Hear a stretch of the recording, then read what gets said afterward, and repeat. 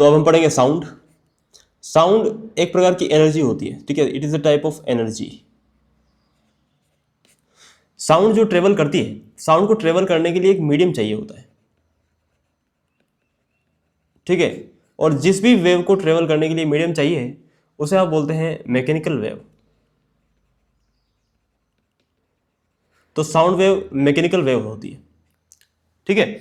और जिन वेव्स को ट्रेवल करने के लिए मीडियम नहीं चाहिए उन्हें आप बोलते हैं इलेक्ट्रोमैग्नेटिक वेव्स, ठीक है, जैसे एक्सरे हो गया, गामा रेज हो गया, वगैरह वगैरह, है ना, यूवी रेज हो गया। तो ये हो गया इस तरीके से। अब जो साउंड वेव है आपकी वो लॉन्गिट्यूडनल वेव होती है। अच्छा, वो क्यों होती है लॉन्गिट्यूडनल? ट्रांसवर्स वेव क्या होती है, लॉन्गिट्यूडनल क्या होती है, मैं सब आपको सिखाऊंगा। सबसे पहले हम देखते हैं कि साउंड कैसे बनता है और साउंड कैसे प्रोपोगेट होता है। प्रोपोगेशन का मतलब क्या होता है कि एक जगह से दूसरी जगह कैसे पहुंचती है साउंड एनर्जी, ओके, उसको हम देखेंगे। तो यहां पर कोई भी ऑब्जेक्ट है इस तरीके का, है ना, इस ऑब्जेक्ट को, ये मेटल का पीस है, इसको आप दीवार पे मारते हो तो ये वाइब्रेट करने लगेगा, है ना। जब ये वाइब्रेट करने लगेगा, यानी वाइब्रेशन क्या होता है कि अपनी मीन पोजीशन के इर्द गिर्द ऑसिलेट करना, ओके, ये वाइब्रेट वाइब्रेट करने लगेगा। तो जब ये इस तरफ वाइब्रेट करेगा तो यहां पर, यहां की जो एयर है उसको धक्का मिलेगा और वो यहां पर लो डेंसिटी एरिया क्रिएट हो जाएगा, ठीक है। जब ये इस तरफ वाइब्रेट करेगा, है ना, तो हाई डेंसिटी एरिया क्रिएट हो जाएगा। आ रहा है समझ में? वापस जब ये इस तरफ वाइब्रेट करेगा तो लो डेंसिटी, जब ये उल्टा वाइब्रेट करेगा तो इधर वाइब्रेट करेगा तो हाई डेंसिटी। तो इस प्रकार से आपका high density low density, high density low density का एरिया क्रिएट हो जाता है, ठीक है। और ये इस प्रकार से, अब यहां पर हो क्या रहा एक्चुअली में कि जब इसने इधर वाइब्रेट किया तो एयर पार्टिकल्स को धक्का मिला और एयर पार्टिकल्स आगे चले गए, ठीक है। तो यहां पर लो डेंसिटी एरिया बन गया। जब इसने इधर वाइब्रेट किया तो एयर पार्टिकल्स को इसने खींचा अपनी तरफ और यहां पर हाई डेंसिटी का एरिया बन गया। समझ में आ रहा है? तो दिस थिंग, ये चीज होती है, ओके। तो ये जो लो डेंसिटी का एरिया बना है ना, इसे बोलते हैं रेयरफेक्शन। क्या बोलते हैं? Rarefaction, okay. और यहां पर इसको, इस एरिया को क्या बोलते हैं? कंप्रेशन। कंप्रेशन यानी कंप्रेस हो गए हैं, पार्टिकल्स पास पास आ गए हैं, तो कंप्रेशन। आ गया समझ में? अब इसी चीज को ना, सेम चीज को मैं आपको वेव फॉर्म में दिखाता हूं। चलिए, तो वेव फॉर्म में इसको दिखाते हैं हम। ये ग्राफ हो गया मेरा। अब मैंने आपको कहा कि यहां पर कंप्रेशन रेयरफेक्शन, कंप्रेशन रेयरफेक्शन, ठीक है। और सबसे पहले क्या बना था? रेयरफेक्शन बना था, पार्टिकल्स दूर दूर थे, ठीक है। Rarefaction compression, rarefaction compression, rarefaction. तो जब इसको हम दिखाएंगे ग्राफ पे तो कैसे दिखाएंगे कि भाई एक बार एक जगह तो डेंसिटी लो है, एक जगह डेंसिटी ज्यादा है, एक जगह डेंसिटी लो है, एक जगह डेंसिटी ज्यादा है, ऐसे दिखाएंगे ना। तो ये जो ग्राफ हमें बनाना पड़ेगा वो डेंसिटी और टाइम के बीच में बनाना पड़ेगा, okay. This is time, this your density. तो सबसे पहली डेंसिटी आप देख पा रहे हो रेयरफेक्शन है, यानी डेंसिटी जो है वो कम है, यानी इधर माइनस में। फिर कंप्रेशन है यानी हाई डेंसिटी, ठीक है। फिर रेयरफेक्शन है यानी लो डेंसिटी, फिर कंप्रेशन है यानी हाई डेंसिटी,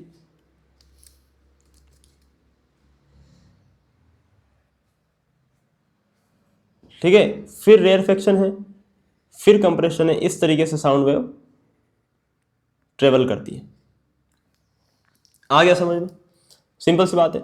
तो यहां पर ये जो है कंप्रेशन वाला एरिया है और ये है रेयरफेक्शन वाला एरिया।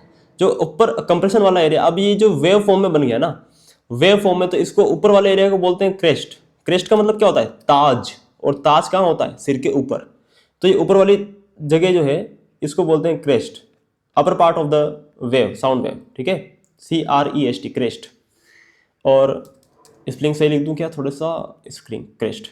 और नीचे वाला जो एरिया है this is, it is called trough. Trough का मतलब क्या होता है? घाटी, वैली वैली, ठीक है। सो इट इज ट्रफ, घाटी, ठीक है, ताज, घाटी ताज। तो क्रेस्ट ट्रफ, क्रेस्ट ट्रफ, इस तरीके से आपका high density low density, high density low density, ठीक है। पार्टिकल का आगे मूव, पार्टिकल का पीछे मूव, पार्टिकल का आगे मूव, पार्टिकल का पीछे मूव, पार्टिकल का आगे मूव, पार्टिकल आगे पीछे ऑसिलेट कर रहा है। ओके, आगे समझो, सिंपल सी बात है। तो पार्टिकल जो है वो आगे पीछे ऑसिलेट कर रहा है, वाइब्रेट कर रहा है। अब क्वेश्चन ये बनता है कि क्या पार्टिकल अपनी जगह छोड़ के जाता है क्या? अगर साउंड वेव, अगर किसी स्पीकर से साउंड वेव निकल रही है, वो हमारे कानों तक पहुंच रही है, तो क्या वहां से कोई एयर पार्टिकल आ रहा है क्या? उस साउंड एनर्जी को हमारे कानों तक ट्रांसफर करने के लिए कोई एयर पार्टिकल आ रहा है? नहीं आ रहा है। वो बस अपनी ही मीन पोजीशन पे वाइब्रेट करते रहते हैं। जैसे मान लो मैंने पार्टिकल ले लिए, एक पार्टिकल, दो पार्टिकल दिख रहे हैं तुम्हें, एक पार्टिकल, दो पार्टिकल, तीन पार्टिकल, चार पार्टिकल, पांच पार्टिकल, इस तरीके से। तो ये जो है ना पार्टिकल, जैसे ही यहाँ पर स्पीकर आपने बजाना स्टार्ट किया, तो यहाँ पर लो प्रेशर एरिया क्रिएट होगा, मतलब इस पार्टिकल को धक्का मिलेगा, पार्टिकल जाएगा आगे की तरफ, ठीक है। जब स्पीकर वापस वाइब्रेट पीछे करेगा, तो इस पार्टिकल को खींचेगा वापस से इधर, तो पार्टिकल वापस यहाँ से वापस आएगा अपनी मीन पोजिशन पे और इधर जाएगा, ठीक है। फिर वापस से स्पीकर, है ना, तो इस तरीके से टिक टिक टिक टिक, ये इसकी मीन पोजीशन है। और ये ऐसा ही आगे पीछे मूव करता रहता है अपनी जगह पर ही। इससे ये जब ये पार्टिकल आगे जाएगा, तो आगे वाले पार्टिकल को भी धक्का देगा, ठीक है, और ये पार्टिकल भी आगे जाएगा अपनी मीन पोजीशन छोड़ के, ओके, और इस पार्टिकल को एनर्जी ट्रांसफर करेगा। वैसे ही वापस आएगा, ये वापस आगे जाएगा, वापस पीछे आएगा। ऐसे ही सारे पार्टिकल्स आगे पीछे मूव करते हैं, ठीक है, अपने ही मेन पोजीशन के आगे पीछे मूव करते हैं, ठीक है। तो साउंड जब प्रोपेगेट होता है, साउंड एनर्जी जब एक जगह से दूसरी जगह ट्रांसफर होती है, तो उसमें पार्टिकल जो है ना, वो अपनी जगह छोड़ के नहीं जाते हैं, वो अपनी मेन पोजीशन के आसपास ही ऑसिलेट करते हैं। और उन्हीं का ऑसिलेशन हम ये देख रहे हैं। देखो, ये साउंड है ना, ये पार्टिकल ने इधर मूव किया, तो दिस है ना हाई डेंसिटी एरिया, है ना। पार्टिकल ने वापस पीछे मूव किया, लो डेंसिटी एरिया, ओके। तो इस तरीके से बनता है। बहुत ही सिंपल चीज है, कोई ज्यादा रॉकेट साइंस नहीं है इसके अंदर। अब हम आगे बात करते हैं कि सॉलिड, लिक्विड और गैसेस में साउंड का जो स्पीड होगा उसमें क्या डिफरेंस आएगा। देखो, सॉलिड में पार्टिकल्स बहुत पास होते हैं, यानी अगर एक पार्टिकल को दूसरे पार्टिकल को एनर्जी देनी है, तो उसे ज्यादा दूर जाने की आवश्यकता नहीं है, यानी जल्दी से एनर्जी ट्रांसफर होगा, ठीक है। यानी साउंड की जो स्पीड है वो बहुत ज्यादा हो जाएगी, है ना। लिक्विड में पार्टिकल्स थोड़े दूर दूर होते हैं, तो एज कंपेयर टू सॉलिड के पार्टिकल्स, लिक्विड के पार्टिकल्स को दूसरे पार्टिकल्स को एनर्जी देने के लिए थोड़ा दूर जाना पड़ेगा, तो इसलिए साउंड एनर्जी ट्रांसफर में टाइम लगेगा और स्पीड साउंड की जो है वो लो हो जाएगी। एयर के पार्टिकल्स और दूर दूर होते हैं, तो ये साउंड का पार्टिकल बेचारा इधर आएगा, एनर्जी देके वापस जाएगा, वापस एनर्जी लेगा, वापस देने जाएगा, तो बहुत साउंड की स्पीड है वो घट जाएगी। समझ में आ रहा है ना। यानी सिंपल सी बात है कि सॉलिड में सबसे फास्ट होता है साउंड का स्पीड, ठीक है, सॉलिड में सबसे फास्ट ट्रेवल करता है साउंड। उसके बाद लिक्विड में, और सबसे स्लो स्पीड होती है साउंड की, वो होती है गैसेस में, ठीक है। और भैया वैक्यूम में तो साउंड होता ही नहीं है स्पीड, ठीक है, क्योंकि वैक्यूम में मीडियम ही नहीं होता है, तो मीडियम नहीं होगा तो साउंड ट्रेवल ही नहीं करेगा, ठीक है। मान लो यहाँ पर एक रूम है, आप और आपका फ्रेंड यहाँ खड़े हैं, मैंने सारी एयर निकाल दी रूम से, तो पहली बात तो आप बिना एयर के जिंदा भी नहीं रह पाओगे। लेकिन मान लो आप आधा सेकंड तक सांस रोक के रख सकते हो, फिर आप चिल्लाते हो कितना भी जोर से, मान लो उसके कान में जाके आप चिल्लाओगे ना, तो भी आपको आवाज नहीं आएगी, क्योंकि यहाँ एयर पार्टिकल ही नहीं है, मीडियम ही नहीं है, साउंड ट्रेवल ही नहीं करेगा, ठीक है। इस तरीके से सो दिस इज द केस। अब मैंने आपसे कहा था कि साउंड किस प्रकार की वेव है, लॉन्गिट्यूडनल है या ट्रांसवर्स वेव। तो वो कॉन्सेप्ट मैं आपको थोड़ा सा बता देता हूं, है ना। आपको हमेशा याद रहेगा ये चीज, अगर आपको कंफ्यूजन होता होगा लॉन्गिट्यूडनल में और ट्रांसवर्स में, तो याद रखना। देखो, लॉन्गिट्यूडनल वेव्स वो होती हैं, लॉन्गिट्यूडनल होगी कोई वेव या फिर ट्रांसवर्स होगी, वो डिपेंड करेगा कि जो आपका पार्टिकल है वो कैसे वाइब्रेट कर रहा है। क्या वो अपनी स्थिति के आगे पीछे वाइब्रेट कर रहा है, या फिर वो पार्टिकल अपनी स्थिति के ऊपर नीचे वाइब्रेट कर रहा है, किस तरीके से वो वाइब्रेट कर रहा है, उसी से हम वेव्स को नाम देते हैं। ठीक है, तो जब भी कोई पार्टिकल, आपने पता है, आपने अर्थ तो पढ़े होगा ज्योग्राफी में, आपको पता है लेटीट्यूड्स ऐसे होते हैं और लॉन्गिट्यूड्स ऐसे होते हैं, है कि नहीं? जो ऐसे आड़ी रेखाएं होती हैं उन्हें लेटीट्यूड्स कहते हैं, और जो खड़ी रेखाएं होती हैं उन्हें लॉन्गिट्यूड्स कहते हैं ना। तो लॉन्गिट्यूडनल वेव वो होगी जिनमें पार्टिकल जो है वो लेटीट्यूड पर, यानी लेटे हुए, है ना, याद रखोगे उल्टा, है ना, याद रख लोगे कि लॉन्गिट्यूडनल वेव्स वो होती हैं जिसमें पार्टिकल्स लेटीट्यूड के अनुसार गति करते हैं, आगे पीछे आगे पीछे आगे पीछे। ठीक है, लेटे हुए स्थिति में गति करते हैं। तो इससे आपको याद रह जाएगा। अब आप कभी नहीं भूलोगे, जब आपको लॉन्गिट्यूड याद रह गया तो दूसरा तो एक ही बचा है, ट्रांसवर्स, तो वो तो आपको याद ही रहेगा कि उसमें पार्टिकल ऐसे ऐसे ऊपर नीचे वाइब्रेट करते हैं। ठीक है, अभी हमने देखा कि हमारे जो साउंड के, जो एयर के पार्टिकल, जैसे साउंड वाइब्रेट हो रहा था तो अपनी स्थिति आगे पीछे वाइब्रेट कर रहे थे, यानी लेटीट्यूड वाली स्थिति में, यानी वो कैसे हो गए, लॉन्गिट्यूडनल वेव हो जाएगी आपकी। साउंड वेव कैसी हो जाएगी, लॉन्गिट्यूडनल वेव हो जाएगी। क्लियर है, सिंपल सी बात है ना। ट्रांसवर्स वेव का एग्जांपल दो सर, तो देखो पानी में पत्थर डालोगे आप, पानी में पत्थर डालोगे, पानी कैसे वाइब्रेट करता है, पानी कैसे जाता है, ऐसे ऊपर नीचे, है ना। यानी पानी के पार्टिकल्स, ये जो पार्टिकल है वो यहाँ तक गया, यहाँ तक आया, यहाँ वाला पार्टिकल यहाँ तक गया, यहाँ तक आया, यहाँ वाला पार्टिकल यहाँ तक गया, यहाँ तक आया, यहाँ वाला पार्टिकल आ गया। ठीक है, इस प्रकार से सारे पार्टिकल्स, तो आपको सारे पार्टिकल जो एक साथ वाइब्रेट करते हैं तो हमें वो एक वेव के फॉर्म में दिखाई देती है। ठीक है, दिखाई देती है, दैट इज ट्रांसवर्स वेव। आप कहोगे सर कि पानी में पत्थर डाला तो ऐसी वेव निकली है, तो उसे आपने कहा ट्रांसवर्स वेव है ये, क्योंकि ऊपर नीचे वाइब्रेट हो रहे हैं। तो सर ये भी तो ऊपर नीचे ही हो रही है, फिर ये लॉन्गिट्यूडनल कैसे हो गई? भैया साउंड वहां जो आप देख रहे हो ना पानी में, ये तो वेव का आकार है। ठीक है, लेकिन यहां हमने जो बनाया है ये वेव का आकार नहीं है, वेव का डायग्राम है ये, सॉरी ग्राफिकल स्ट्रक्चर है ये, इट इज ग्राफ। ठीक है, यहां पर हम डेंसिटी दिखा रहे हैं यार ग्राफ में, कि this is high density, this is low density, this is high density. ठीक है, तो ये कोई हमारी जो साउंड वेव है ना, वो साउंड वेव ऐसी नहीं दिखती है भाई, वो ऐसी नहीं दिखती है, उसका ग्राफ ऐसा दिखता है। ठीक है, जैसे हम ऑब्जेक्ट का मूवमेंट बताते हैं, ठीक है, ये डिस्टेंस होती है और ये टाइम होता है, तो हम डिस्टेंस को कैसे दिखाते हैं, ऐसे दिखाते हैं यूनिफॉर्म मोशन के अंदर। ठीक है, तो यहां से थोड़ी पता लगा पाओगे आप कि वो कैसे डिस्टेंस ट्रेवल कर रहा है। ठीक है, ये तो ग्राफ में हम रिप्रेजेंट कर रहे हैं बस। ठीक है, ऐसा चलो, तो ये भी बहुत बार रहता है कंफ्यूजन, तो ये भी दूर हो गया, आगे समझ में। तो साउंड जो है आपकी वो लॉन्गिट्यूडनल वेव है। Okay, clear. अब आप इस चीज को कभी भी नहीं भूलेंगे, आई होप।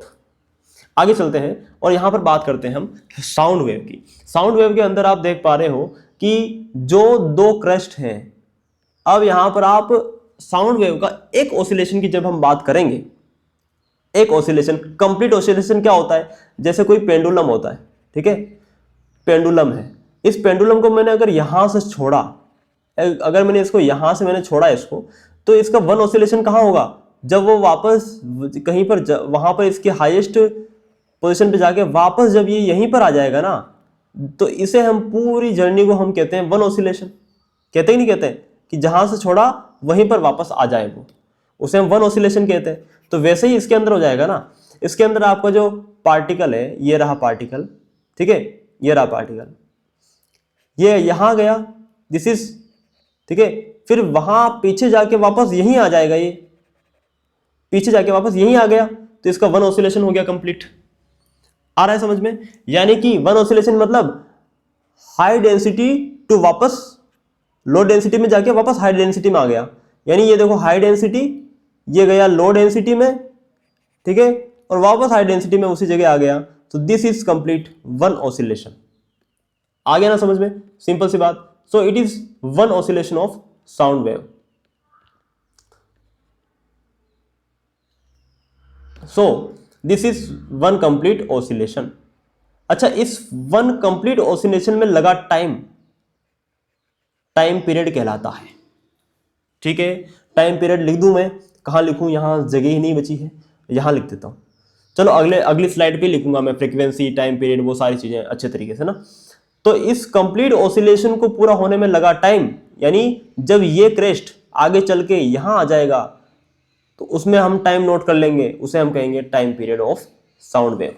ठीक है, और इन दोनों के बीच की जो डिस्टेंस है, दो क्रेस्ट के बीच की डिस्टेंस या फिर दो ट्रफ्स के बीच की डिस्टेंस, उसे हम कहते हैं वेव डिस्टेंस या फिर वेव लेंथ। ठीक है, यस। तो ये देखो, ये साउंड की एक कंप्लीट वेव ये है ना कि यहां से साउंड शुरू हुआ और ये कंप्लीट ऑसिलेशन, तो ये एक वेव हो गई साउंड की, ये एक वेव। इस एक वेव की डिस्टेंस ही वेवलेंथ कहलाती है, इस एक वेव की लेंथ ही वेवलेंथ है। आगे समझ में? ठीक है, अब ये जो मान लो मैंने इस साउंड वेव का कहीं भी कोई भी पॉइंट ले लिया, मान लो ये मैंने एक पॉइंट पकड़ लिया, इस पॉइंट से एक सेकंड में कितने ऑसिलेशंस निकल रहे हैं। ठीक है, यानी एक सेकंड में यहां से कितने ट्रफ्स निकल रहे हैं, उसे आप बोलोगे फ्रीक्वेंसी ऑफ साउंड वेव। ठीक है, उसे आप न्यू से डिनोट करते हैं और उसको ऐसे लिखते हैं। ये मैं आपको सिखाऊंगा आगे, फ्रीक्वेंसी की डेफिनेशन भी दूंगा, मैं सब कुछ बताऊंगा, फिलहाल मोटे मोटे तौर पे बता रहा हूं। ठीक है, अब अगला होता है एम्पलीट्यूड। एम्पलीट्यूड क्या होता है कि कोई पार्टिकल जो है वो अपनी मीन पोजीशन, ये जो लाइन है ना, ये पार्टिकल्स की मीन पोजीशन दिखा रही है। मीन पोजीशन के पार्टिकल है ना, आगे और पीछे जो है वो मोशन कर रहा है। ठीक है, अब देखो वो कितना मीन पोजीशन से कितना मैक्सिमम डिस्प्लेस होता है, उस डिस्प्लेसमेंट को ही आप कहते हैं, क्या कहते हैं, मैक्सिमम से, है ना, मीन पोजीशन से डिस्प्लेसमेंट नहीं कह सकते हम इसको, क्योंकि ये डेंसिटी है ना यार, ये एक्चुअली में है क्या, ये जो ये है ना, ये क्या है, डेंसिटी तो है इधर, यानी आप इसको डिस्प्लेसमेंट तो नहीं कह सकते। यानी ऐसा कह सकते हो आप कि साउंड किसी पार्टिकल का, ठीक है, या फिर साउंड वेव का मैक्सिमम डिस्टर्बेंस, ओके, किसी पार्टिकल का maximum disturbance is called amplitude. So it is amplitude, okay. और एम्पलीट्यूड का यूनिट क्या हो जाएगा बताओ? ये देखो एम्पलीट्यूड क्या है, ग्राफ में देखो ना, डेंसिटी तो है, ठीक है। तो एम्पलीट्यूड का यूनिट क्या हो जाएगा, वही जो डेंसिटी का यूनिट होता है। और डेंसिटी का यूनिट क्या होता है, डेंसिटी क्या होता है, मास अपॉन वॉल्यूम, यानी किलोग्राम अपॉन मीटर क्यूब। तो यही हो जाएगा एम्पलीट्यूड का यूनिट, ओके, यस। तो इसको मैं आगे डिटेल में बता रहा हूँ, ठीक है। यहाँ तो मैंने ऐसे ही लिखवा दिया, सो इसको मैं आगे बताऊंगा, ठीक है, अच्छे तरीके से।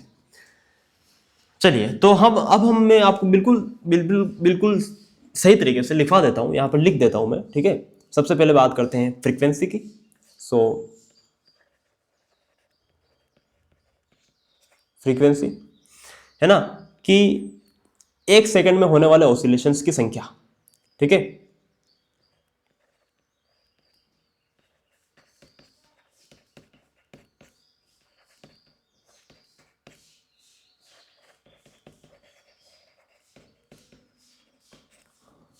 ओके, एक सेकंड में होने वाले ऑसिलेशंस। अब देखो,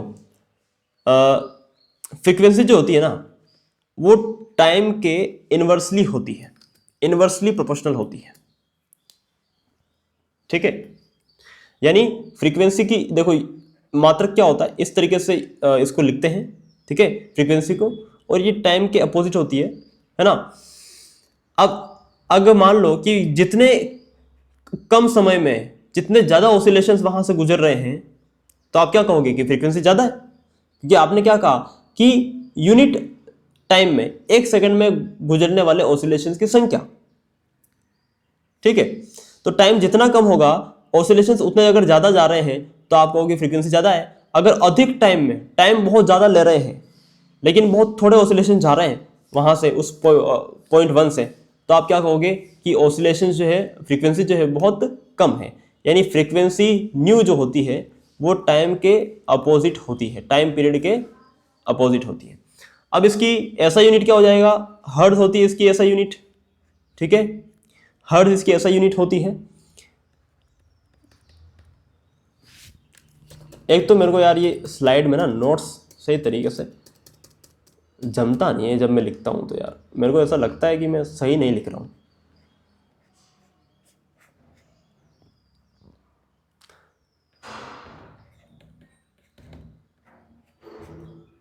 ऐसा यूनिट क्या होती है? हर्ट्ज, है ना, किसी साइंटिस्ट के नाम पर है ये, तो ये हर्ट्ज होती है ऐसा यूनिट। ओके, और यूनिट क्या हो सकती है इसकी? क्योंकि देखो फ्रीक्वेंसी बराबर 1/टाइम है। 1/टाइम यानी 1/टाइम किस में ले लो? सेकंड में ले लो। तो ये भी इसकी ऐसा ये भी इसकी यूनिट हो सकती है। वैसे ऐसा यूनिट तो हर्ट्ज है, लेकिन और अगर यूनिट की बात करें तो फ्रीक्वेंसी की यूनिट क्या हो सकती है? सेकंड इनवर्स भी हो सकती है। टाइम अगर मैं मिनट्स में ले लूँ तो इसकी एक और यूनिट क्या हो सकती है?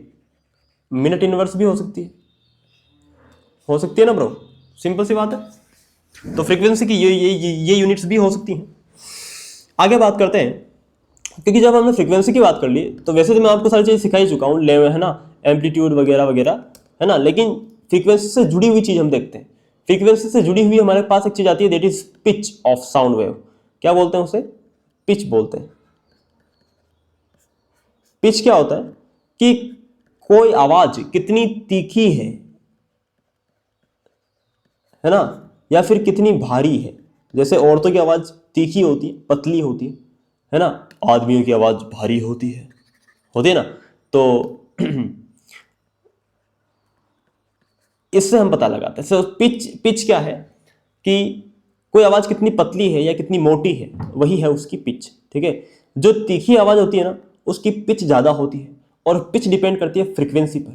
यानी जो तीखी आवाज होती है उसकी जो फ्रीक्वेंसी होती है वो ज्यादा होती है, भारी आवाज की जो फ्रीक्वेंसी होती है वो कम होती है। ओके, ठीक है ना, समझ गए? यानी यानी कि अगर मैं आपको डायग्राम बनाऊं, है ना, और मैं आपसे पूछूं कि कौन से डायग्राम की पिच सबसे ज्यादा है, तो मैं डायग्राम ए बना रहा हूं और मैं इस तरीके से आपको, ठीक है, और डायग्राम बी बना दिया मैंने, और इस तरीके से मैंने बना दी।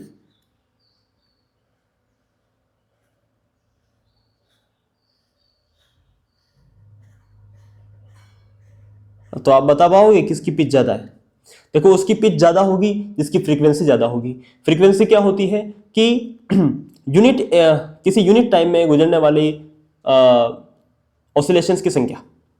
ओके, अब यहां देखो, यहां पर हम देखेंगे तो अगर मैं इतनी लेंथ ले लेता हूं, इतनी लेमडा में ले लेता हूं, अगर लेमडा तो नहीं बोलेंगे इसको, ठीक है, अगर मैं इतनी लेंथ ले लूं तो इसमें कितने ऑसिलेशंस आ रहे हैं?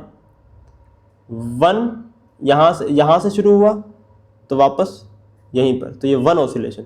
ठीक है, तो मैं इतना ही लेता हूं, चलो, ये जो लेंथ है ना मैं उतनी ही लेता हूं, सो दिस इज 1 ऑसिलेशन। यहां आप देखोगे तो इस लेंथ में सिर्फ एक ऑसिलेशन आ रहा है, लेकिन इसी वेव में अगर दूसरी वाली वेव में देखोगे सेम लेंथ पर, तो कितने ऑसिलेशन आ रहे हैं? देखो, यहां से शुरू हुआ, सो this is 1, this is 2, this is 3, तो 3 ऑसिलेशन आ रहे हैं। यहां एक ऑसिलेशन, यहां 3 ऑसिलेशन। आगे समझ में? और टाइम उतना ही लगेगा ऑफ कोर्स। तो यहां 1 सेकंड में कितने? 1 ऑसिलेशन, यहां 3 ऑसिलेशन, तो इसकी फ्रीक्वेंसी ज्यादा है, इसकी फ्रीक्वेंसी कम है। आ गया समझ में? सिंपल सी बात थी। तो यहां पर इसकी फ्रीक्वेंसी जो है वो कम है एज कंपेयर टू दिस, इसकी फ्रीक्वेंसी ज्यादा है। यानी इसकी पिच, ये हाई पिच साउंड है, ठीक है, और ये लो पिच साउंड है। ओके, तो ऐसे ग्राफ देख के भी आप पहचान सकते हो।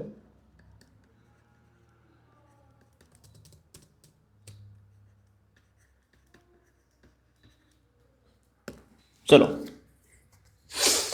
आगे चलते हैं और बात करते हैं एम्पलीट्यूड की।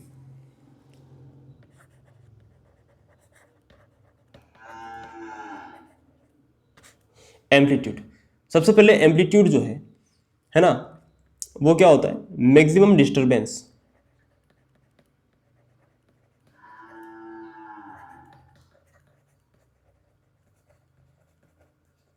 From the main position.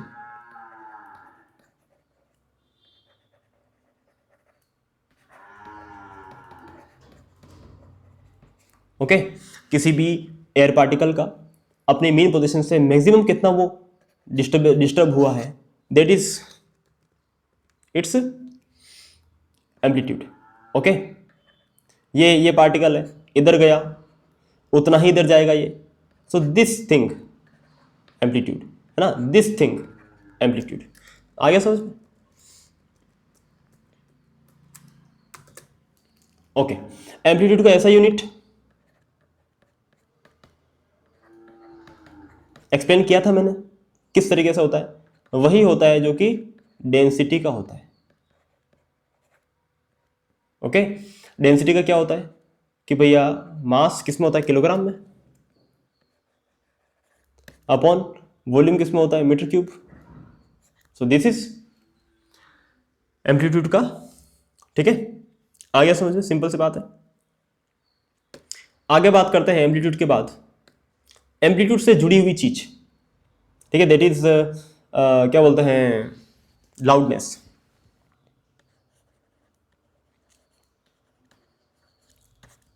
Okay, अब मैं यहां पर दो साउंड वेव बना रहा हूं, आप मुझे बताना कि कौन सी ज्यादा लाउड है।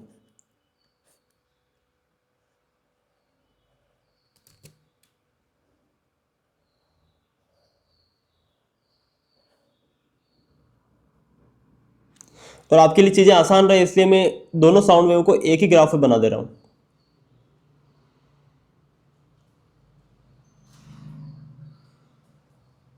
है ना, मैंने अलग अलग ग्राफ नहीं लिए, एक ही ग्राफ पे मैं दोनों को दिखा रहा हूं। ओके, अब आप मुझे बताओ कि ये जो साउंड वेव है, नाम दे देता हूं मैं इनको, ये वाली जो दिख रही है आपको, दिस इज, ठीक है, ये साउंड वेव ए है, और ये जो साउंड वेव है ये साउंड वेव बी है। आप बताओ मुझे कि कौन सी वाली साउंड वेव ज्यादा लाउड है। तो लाउडनेस, ओके, देखो एम्पलीट्यूड जिसका ज्यादा होगा वो साउंड उतनी ही लाउड होगी। ठीक है, जिस साउंड का एम्पलीट्यूड कम होगा उसकी लाउडनेस उतनी ही कम होगी। यानी कि जो बी वाली है, आप देख पा रहे हो उसका एम्पलीट्यूड मीन पोजीशन से कितना है, ये इतना है। ठीक है, जबकि जो ए वाली है उसका सिर्फ इतना ही है। यानी यानी लाउड साउंड कौन सी है, बी। ठीक है, और जो ए वाली जो साउंड है वो कम लाउड है, यानी इसे सॉफ्ट साउंड कहते हैं। क्या कहते हैं, सॉफ्ट साउंड। क्लियर है, आ गया समझ में? अच्छा, लाउडनेस पर क्या इफेक्ट पड़ेगा जब आप, ये सोर्स है, ये स्पीकर है, सोर्स है ये,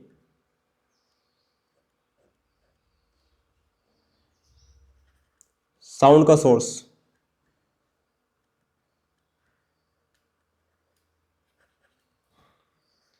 ठीक है, अगर उससे आप दूर जा रहे हो तो लाउडनेस पे क्या इफेक्ट पड़ेगा और फ्रीक्वेंसी पे क्या इफेक्ट पड़ेगा, इस पे बहुत अच्छा क्वेश्चन बन सकता है। देखो, जैसे आप ट्रेन के पास खड़े हो तो आपको साउंड बहुत लाउड सुनाई देगा जब हॉर्न बजाएगी, लेकिन अगर आप बहुत दूर खड़े हो तो क्या आपको उसकी आवाज आएगी, बहुत कम आएगी ना, लाउडनेस बहुत कम हो जाएगी। यानी जब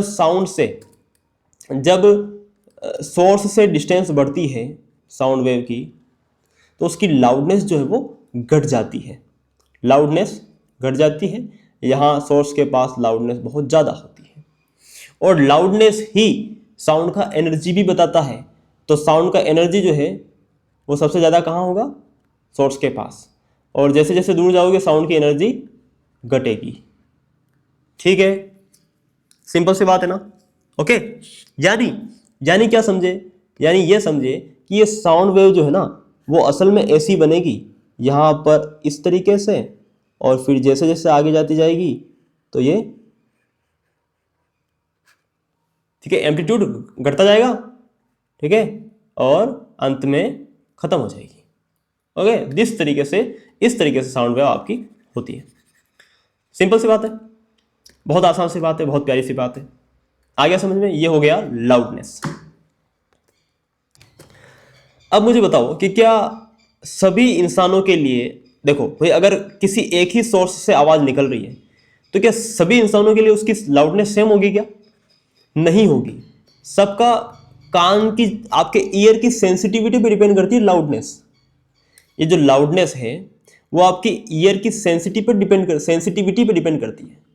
किसी को कोई आवाज बहुत ज्यादा लाउड सुनाई देती है और दूसरे व्यक्ति को वही आवाज उतनी ज्यादा लाउड नहीं सुनाई देती है ना, ये तो आपने देखा ही होगा। तो लाउडनेस जो होती है ना वो इंसान टू इंसान डिपेंड करती है, ध्यान रखना। ओके, यानी लाउडनेस जो है वो साउंड का प्रॉपर्टी नहीं है, that is the property of the years. Okay, कि हम कैसे उसको फील करते हैं, उस साउंड को, हमें कितना वो तेज सुनाई दे रहा है। ठीक है, ये ध्यान रखना, इस बात का ध्यान रखना। Okay, this is the thing. So उसके बाद आगे चलते हैं, और उससे पहले मैं दो चीजें और यहां बता देना चाहता हूं कि जब साउंड वेव है ना, जब आप सोर्स से दूर जा रहे हो ना, तो लाउडनेस तो घटती जा रही है ना, एनर्जी भी घटती जाएगी, लेकिन फ्रीक्वेंसी पे कोई चेंज नहीं होगा। जो फ्रीक्वेंसी यहां है ना, वही फ्रीक्वेंसी हमेशा रहती है उस साउंड वेव की, क्योंकि फ्रीक्वेंसी जो है वो आपका सोर्स पे डिपेंड करती है। सोर्स जिस फ्रीक्वेंसी से वाइब्रेट कर रहा है ना, आपकी एयर पार्टिकल, सभी एयर पार्टिकल्स उसी फ्रीक्वेंसी पर वाइब्रेट करेंगे। ठीक है, ध्यान रखना, फ्रीक्वेंसी रिमेन्स द सेम।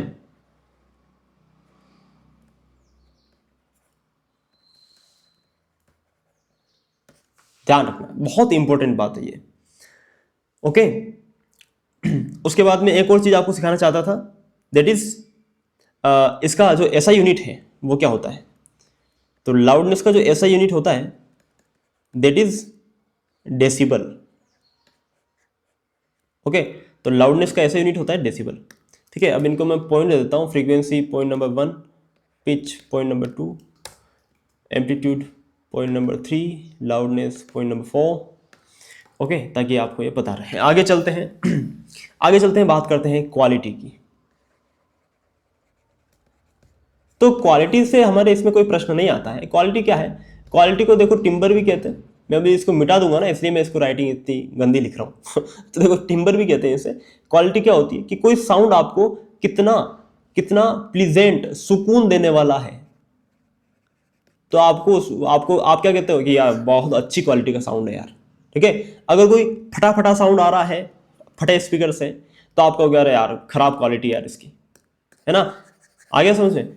तो क्वालिटी इस तरीके से आप पे डिपेंड करती है। ठीक है, क्वालिटी आप पे डिपेंड करती है। तो वैसे एनसीईआरटी में जो इसकी डेफिनेशन है वो ऐसी है कि दो सेम पिच, दो ऐसी साउंड वेव जिनकी पिच सेम है ना, जिनकी लाउडनेस भी सेम है, वो आपको अलग अलग, आप उनको पहचानोगे कैसे? तो वो जो पहचानते हो जिस गुण से, उसी गुण को आप क्वालिटी कहते हैं।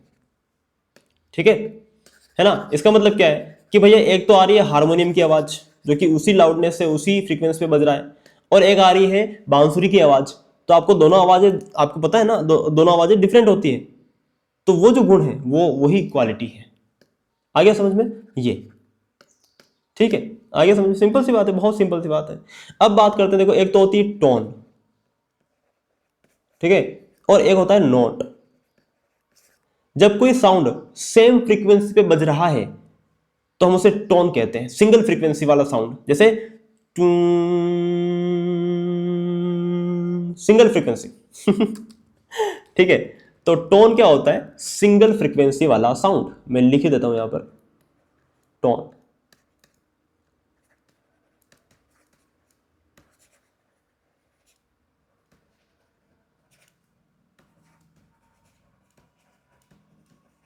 ओके, और एक होता है नोट। नोट यानी जिसमें सारे नोट लगते हैं, सारे गामा पाधा निसा। ठीक है, यानी अलग अलग फ्रीक्वेंसी वाला, यानी मिक्स्ड फ्रीक्वेंसी।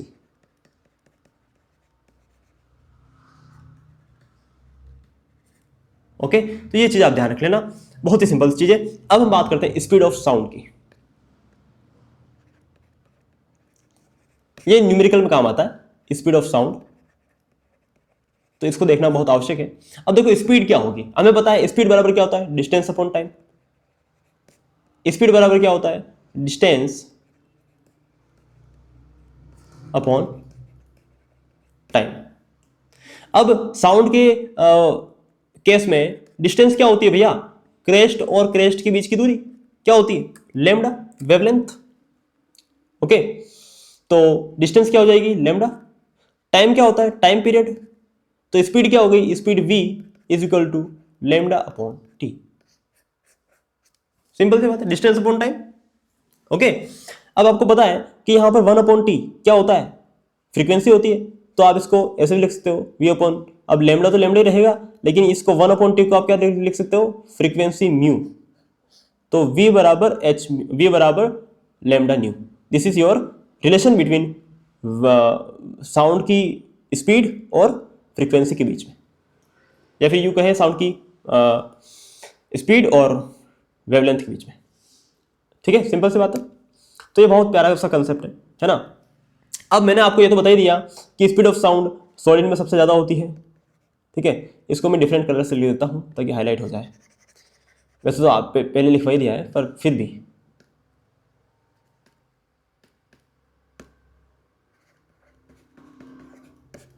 सॉलिड में सबसे ज़्यादा होती है, उसके बाद लिक्विड में होती है, उसके बाद गैस में। लेकिन क्या हो जब टेम्परेचर को मैं चेंज कर दूंगा तो क्या होगा, है ना। तो देखो सिंपल सी बात है, याद रखना कि जब किसी भी मीडियम का टेम्परेचर बढ़ेगा, तो स्पीड ऑफ साउंड वो भी बढ़ जाएगी। क्यों बढ़ जाएगी? क्योंकि टेम्परेचर बढ़ने पर मीडियम के पार्टिकल्स को एनर्जी मिलेगी और वो ज्यादा जल्दी जल्दी वाइब्रेट करने लगेंगे। अगर वो जल्दी जल्दी वाइब्रेट करने लगेंगे, मतलब वो फ्रीक्वेंसी, मतलब वो क्या बोलते हैं, साउंड अपनी एनर्जी को जल्दी जल्दी ट्रांसफर करेंगे और स्पीड बढ़ जाएगी। आ रहा है समझ में? यानी अगर टेम्परेचर किसी मीडियम का बढ़ रहा है तो उसकी स्पीड भी बढ़ेगी। टेम्परेचर बढ़ाने पर स्पीड बढ़ती है। ठीक है, कॉमन सेंस है, मैंने आपको बता दिया। ओके, लिख देता हूं मैं यहां पर, टेम्परेचर बढ़ेगा, फास्ट वाइब्रेशंस,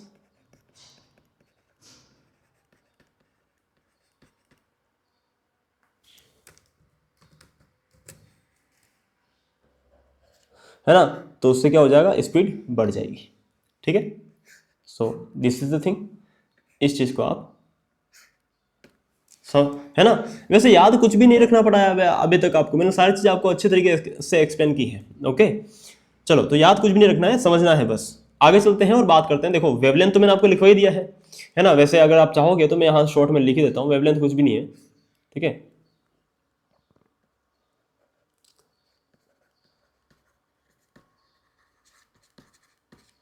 वेवलेंथ। अब इसकी ऐसा यूनिट जो है ना वो इंपॉर्टेंट है, क्योंकि वो आपके न्यूमेरिकल में आपको कंफ्यूज करने के लिए सेंटीमीटर में दी होगी। तो वेवलेंथ जो है उसकी ऐसा यूनिट होती है मीटर। ठीक है, इसको ध्यान रखना, क्योंकि है तो लेंथ है ना, लेंथ किस में लोगे? मीटर में लोगे। ओके, अच्छा जी। और वेवलेंथ क्या होती है? दो क्रमागत क्रस्ट या फिर ट्रफ के बीच की दूरी, यानी कि एक साउंड वेव की लेंथ, ठीक है, ही वेवलेंथ कहलाती है। आगे चलते हैं और हम बात करते हैं इंटेंसिटी ऑफ साउंड की। Intensity of sound wave, intensity क्या होता है? इंटेंसिटी कि कितनी साउंड एनर्जी एक एक यूनिट एरिया से, है ना, 1 सेंटीमीटर बाई 1 सेंटीमीटर या 1 मीटर बाई 1 मीटर के एरिया से कितनी साउंड वेव गुजर रही है। ठीक है, तो क्या इसकी डेफिनेशन क्या हो जाएगी? साउंड एनर्जी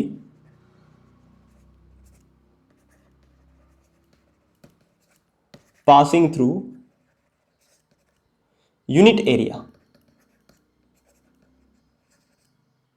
ओके, इकाई क्षेत्रफल से गुजरने वाली साउंड एनर्जी, यानी साउंड एनर्जी अपॉन एरिया, इकाई क्षेत्रफल से गुजरने वाली एनर्जी। ठीक है, क्या कहलाएगी? इंटेंसिटी। यानी इंटेंसिटी का यूनिट क्या हो गया? एनर्जी किस में होती है? एनर्जी का यूनिट पता है आपको, वॉट होता है। एरिया का यूनिट क्या होता है? Metre square. तो इंटेंसिटी का यूनिट क्या हो गया? Watt upon metre square. Common sense, common sense है, कमॉन सेंस। तो यहां पर इंटेंसिटी का ऐसा यूनिट मैं लिख देता हूं, ठीक है, वॉट अपॉन मीटर स्क्वायर। आ गया जी समझ में, सिंपल सी बात है। ओके, अब लोग कंफ्यूज होते हैं कि लाउडनेस और इंटेंसिटी सेम होती है। ऐसा नहीं है दोस्त। लाउडनेस क्या है कि आपके कान कितने सेंसिटिव है उस आवाज के प्रति। अगर आपके कान ज्यादा सेंसिटिव है तो आवाज आपको ज्यादा लाउड सुनाई देगी, कम सेंसिटिव है तो आपको वो आवाज मतलब कम लाउड सुनाई देगी। ठीक है, इंटेंसिटी जो है उसका आपसे उसका आपकी कान से कोई लेना देना नहीं है भाई साहब, कोई लेना देना नहीं है। ठीक है, आगे चलते हैं। तो इंटेंसिटी जो है वो किस पे डिपेंड करती है, वो डिपेंड करती है सोर्स पर। ठीक है, जबकि लाउडनेस डिपेंड करती है आपके ईयर की सेंसिटिविटी पर। ओके, इस चीज को ध्यान रखना। So let us move forward. तो अब हम बात करते हैं, देखो ये आपको मैंने समझाया पॉइंट नंबर 4। पॉइंट नंबर 5 जो है वो है आपका स्पीड ऑफ साउंड, है ना। और पॉइंट नंबर 6 आपका इंटेंसिटी। पॉइंट नंबर 7 की जब मैं बात करूं तो मैं आपको बताना चाहूंगा अबाउट रिफ्लेक्शन ऑफ साउंड। देखो, जैसे ये कोई सरफेस है, जैसे मैंने आपको सिखाया था फर्स्ट चैप्टर के अंदर, है ना, कि जो मैंने आपको लाइट सिखाई थी कि लाइट कैसे रिफ्लेक्ट होती है, क्योंकि लाइट एनर्जी है तो साउंड भी तो एनर्जी है भाई, तो साउंड भी रिफ्लेक्ट होती है। जैसे कि लाइट होती है ना, वैसे ही साउंड भी रिफ्लेक्ट होती है। ऐसे आएगी, ऐसे चली जाएगी। इसके लिए भी वही फॉर्मूलेज यूज होते हैं। ठीक है, इसके लिए भी वो एप्लीकेबल है सारा। ये जिस एंगल पे आएगी उस एंगल पे ये रिफ्लेक्ट हो जाती है, तो रिफ्लेक्ट होती है साउंड। अब रिफ्लेक्शन को बोलते क्या है, तो दो चीजें हैं। देखो, एक तो होती है इको, है ना। इको क्या होती है कि जब आप पहाड़ के पास जाके चिल्लाते हो, है ना, है ना, तो आपकी आवाज बार बार रिपीट होके आती है ना। नेहा नेहो नेहो नेहो, रोम रोम रोम रोम, होती है ना, that is echo, that is echo. ठीक है, और दूसरा होता है रिवर्बरेशन। रिवर्बरेशन क्या होता है, गूंजना। कोई खाली कमरा होता है, वहां पे आप बोलते हो तो आपकी आवाज गूंजती है ना, गूंजती है। तो वो होता है रिवर्बरेशन। री यानी वापस, वर्ब यानी आवाज, वॉइस। ठीक है, तो आपकी आवाज वापस से वापस सुनाई देती है। बहुत सारे मल्टीपल रिफ्लेक्शंस होते हैं वहां पर खाली कमरे में, इसलिए। तो ये दो चीजें हैं इको। तो इको आ गया समझ में, इको आ गया समझ में कि पहाड़ के पास जाकर चिल्लाना। इससे आपको याद रहेगा पहाड़।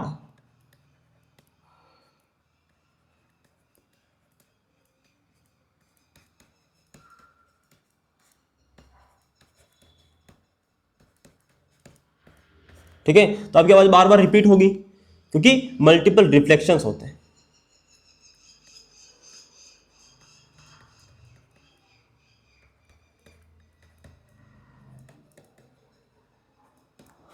ठीक है जी। अब हमारा जो माइंड होता है ना, जब जब हम कोई चीज बोल रहे हैं तो साउंड प्रोड्यूस हो रही है। वो साउंड हमारे माइंड में 0.1 सेकंड तक रहती है, उसके बाद ही हम कोई नए साउंड सुन पाते हैं। ध्यान रखना, ये समय इतना कम है कि हमें महसूस भी नहीं होता। 0.1 सेकंड, यानी अगर आपको कोई नई साउंड सुननी है, यानी आप एक बार चिल्लाए, है ना, फिर जो पहाड़ से टकराकर जो आवाज आ रही है इको, अगर आपको इको सुननी है तो आपको कम से कम 0.1 सेकंड का टाइम जो है वो मतलब आपका माइंड जो है वो 0.1 सेकंड का टाइम लेगा, उसके बाद ही वो पहाड़ से आती हुई आवाज को सुन पाएगा। ठीक है, समझ पा रहे हो, है ना। तो अगर आपको ये निकालना हो कि मैं किसी ऑब्जेक्ट से, ये मान लो कोई ऑब्जेक्ट है जहां से आवाज टकरा के आ रही है, तो मैं उस ऑब्जेक्ट से कितना दूरी पर होना चाहूं, मिनिमम डिस्टेंस मेरी और ऑब्जेक्ट के बीच में कितनी होनी चाहिए कि मुझे इको सुनाई दे, अपनी आवाज वापस वापस मुझे सुनाई दे। तो मेरे और ऑब्जेक्ट के बीच में डिस्टेंस कितनी होनी चाहिए, तो डिस्टेंस आप निकाल सकते हो आसानी से, है ना। डिस्टेंस बराबर क्या होता है, डिस्टेंस बराबर क्या होता है, स्पीड इंटू टाइम। तो आपको इको सुनाई दे उसके लिए आपको कितना, मिनिमम आपके माइंड को 0.1 सेकंड का चाहिए टाइम। और स्पीड क्या होती है, नॉर्मल साउंड की स्पीड क्या होती है, 344 मीटर पर सेकंड। ये होती है नॉर्मल साउंड की स्पीड। जैसे मैंने आपको लाइट की स्पीड बताई थी, पता है आपको, है ना, 3 इंटू 10⁸ मीटर पर सेकंड, बताई थी नहीं बताई थी। देखो इस साउंड की स्पीड से कितनी ज़्यादा है लाइट की स्पीड, इसीलिए जब बिजली गिरती है आकाश से ना तो लाइट बहुत जल्दी आ जाती है, लेकिन आवाज़ जो है वो बहुत बाद में आती है ना, थोड़ी देर बाद में आती है, क्योंकि आवाज़ की अब स्पीड में इतना फ़र्क है इनके दोनों के। चलो तो स्पीड यहाँ पर रख दो 344, तो मल्टीप्लाई कर दोगे तो कितना आ जाएगा 34.4। ये तो डिस्टेंस है इको सुनाई देने के लिए, मतलब आवाज जो है वो ऑब्जेक्ट तक गई है और वापस आई है, ये डिस्टेंस है।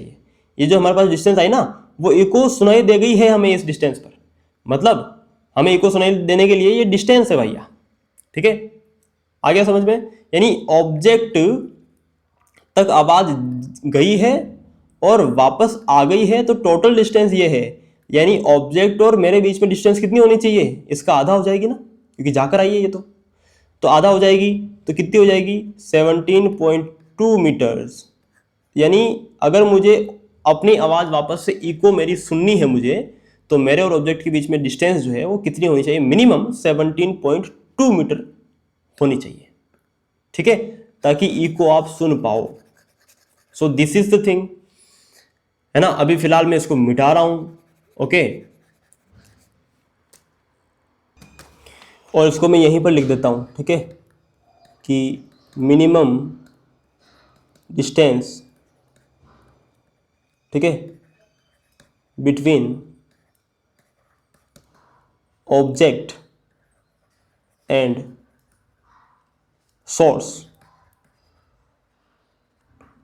To hear echo is equal to 17.2 metres. ठीक है जी, बहुत प्यारी बात है। आगे चलते हैं, देखते हैं रिवर्बरेशन।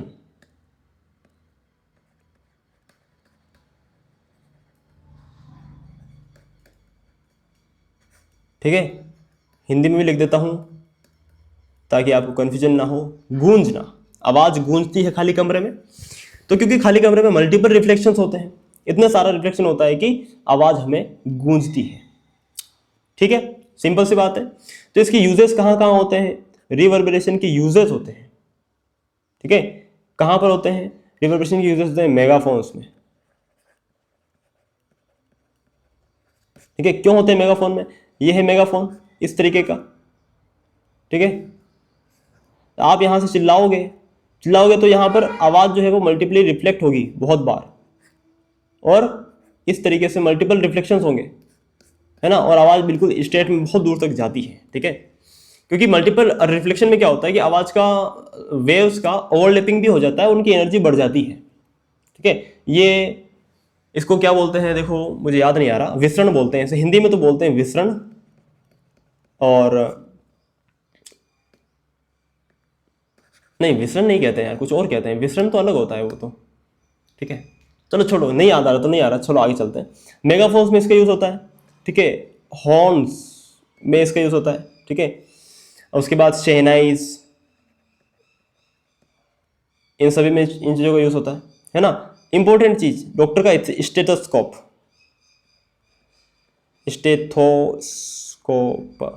डॉक्टर का जो स्टेथोस्कोप होता है उसमें इसका यूज होता है। ठीक है, तो इसको ध्यान रखना, ये इस पे क्वेश्चन बना हुआ है कि स्टेथोस्कोप जो है वो किस प्रिंसिपल पे बेस्ड है, तो it is based on reverberation वाला प्रिंसिपल। ठीक है, और अगला जो इंपॉर्टेंट यूज है दैट इज कर्व्ड, इसको स्प्रिंग, थोड़ी सी राइटिंग मेरी से सही नहीं आती इस पेन से, कर्व्ड रूफ ऑफ क्या बोलते हैं होल, कोई भी एक बहुत बड़ा होल है ना, एक बहुत बड़ा होल है, ये मान लो ये मंच है, स्टेज है ये, ठीक है, अब बहुत बड़ा होल है, तो होल की जो रूफ बनाई जाती है वो राउंड बनाई जाती है।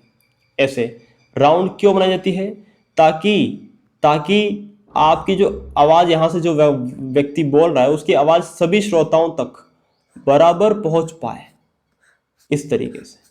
तो इसीलिए इस रूफ को राउंड बनाया जाता है। ठीक है, तो ये चीज़ें तो क्यों बनाया जाता है, ताकि रिवर्बरेशन अच्छे से हो पाए।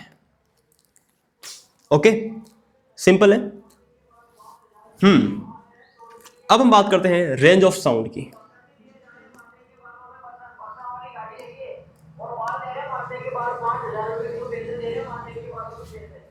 है ना, साउंड की फ्रीक्वेंसी की रेंज।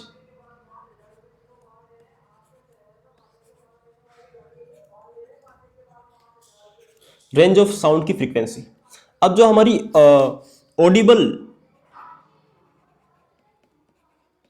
जो साउंड होती है जिसे हम सुन सकते हैं, है ना, उसकी जो फ्रीक्वेंसी की रेंज होती है वो 20 हर्ट्ज से 20 किलो हर्ट्ज, यानी कि 20,000 हर्ट्ज तक होती है। ठीक है, अगर कोई साउंड की फ्रीक्वेंसी, किसी साउंड वेव की फ्रीक्वेंसी अगर इससे लो है तो हम उसे कहते हैं 20 हर्ट्ज से अगर कोई साउंड फ्रीक्वेंसी लो है तो उसे हम कहते हैं इंफ्रासोनिक साउंड। इंफ्रा यानी क्या होता है, छोटा।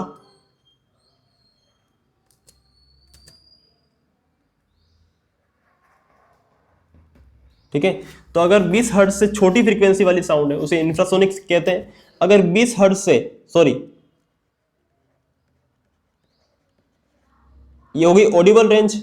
ऑडिबल रेंज से अगर ज्यादा फ्रीक्वेंसी है ना, 20 किलो हर्ट्ज से भी ज्यादा फ्रीक्वेंसी है, उसे कहते हैं हम अल्ट्रासोनिक साउंड।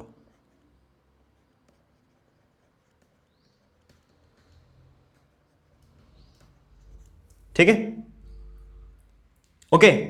अब इंफ्रासोनिक साउंड का इस्तेमाल कौन करते हैं, कौन से जानवर, इस पे भी प्रश्न आता है। ठीक है, सीडीएस एनडी में तो बहुत पहले पहले आते थे, अब तो नहीं आते, लेकिन फिर भी आ सकता है क्वेश्चन। तो देखो, इंफ्रासोनिक, इंफ्रा यानी क्या होता है, छोटा, है ना। तो जो बड़े बड़े जानवर है ना वो इनका यूज करते हैं। तो ये याद रखने की ट्रिक है बस, है ना, उसका छोटे बड़े से कोई लेना देना नहीं है, बस ट्रिक है कि इंफ्रा यानी छोटी साउंड। छोटी साउंड फ्रीक्वेंसी को कौन करते हैं, बड़े बड़े जानवर यूज करते हैं, जैसे वेल्स, ठीक है, जैसे एलिफेंट्स, ठीक है, जैसे एलिफेंट्स के अलावा राइनोसोरस,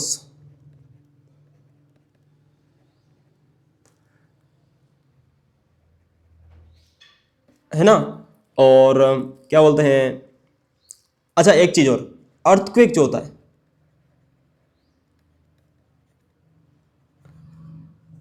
अर्थक्वेक की फ्रीक्वेंसी भी इंफ्रासोनिक होती है ना। इसलिए वो हमें नहीं सुनाई देती, लेकिन जानवर उसको महसूस कर लेते हैं। ठीक है, तो अर्थक्वेक। उसके बाद अल्ट्रासोनिक साउंड, वो जानवर जो छोटे छोटे जानवर होते हैं वो अल्ट्रा यानी बड़ी बड़ी साउंड वेव्स को यूज करते हैं। ठीक है,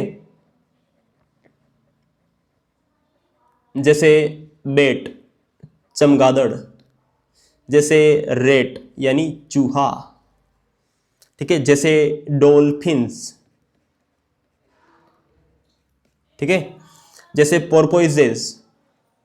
पोर्पोइजेस क्या होते हैं सर, डॉल्फिन्स जैसे जीव होते हैं पोर्पोइजेस। ठीक है, ये सारे जीव जो होते हैं वो इन साउंड वेव्स का यूज करते हैं अपने खाने को ढूंढने के लिए, या फिर, है ना, क्या बोलते हैं, बात करने के लिए, डांस करने के लिए। ठीक है, तो देखो, वैसे एनसीईआरटी में ये लिखा होगा कि रेट जो होता है ना, रेट चूहे, वो इस अल्ट्रासाउंड को यूज करके खेलते हैं, वो पता नहीं क्या खेलते होंगे। ठीक है, घर घर खेलते होंगे। चलो आगे चलते हैं। तो देखो यार, बेट है ना, ये बेट, चमगादड़, जब वो आता है अटैक करने के लिए मौत पर, मौत यानी क्या होता है, छुचुंदर ठीक है, यस, तो उस पर अटैक करने के लिए आता है। तो आपको जो छुचुंदर होता है ना, वो भी अल्ट्रासोनिक साउंड को सुन सकता है।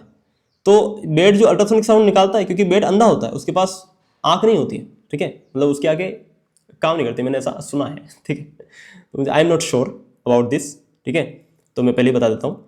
लेकिन वो जो होता है ना, वो अल्ट्रासोनिक साउंड की वजह हेल्प से अपने खाने को ढूंढता है। तो जब वो अल्ट्रासोनिक साउंड निकालता है मौत को डिटेक्ट करने के लिए कि वो कहाँ पर है, तो मौत को, इसको जो है छछूंदर को वो आवाज़ सुनाई देती है, क्योंकि अल्ट्रासोनिक सुन सकता है वो, तो भाग जाता है, बिल में छुप जाता है। ठीक है, ये फैक्ट एनसीईआरटी में दिया है, तो मैं फैक्ट वहीं से बिल्कुल बता रहा हूँ। ओके, चलो आगे चलते हैं, इंटरेस्टिंग था। अब बात करते हैं अल्ट्रासाउंड जो होता है ना, अल्ट्रासोनिक साउंड, उसके यूजेस और कहाँ कहाँ होते हैं, उसके एप्लीकेशंस कहाँ कहाँ होते हैं, है ना, हमारी लाइफ में उसके एप्लीकेशंस कहाँ कहाँ होता है, इंसानों की जिंदगी में।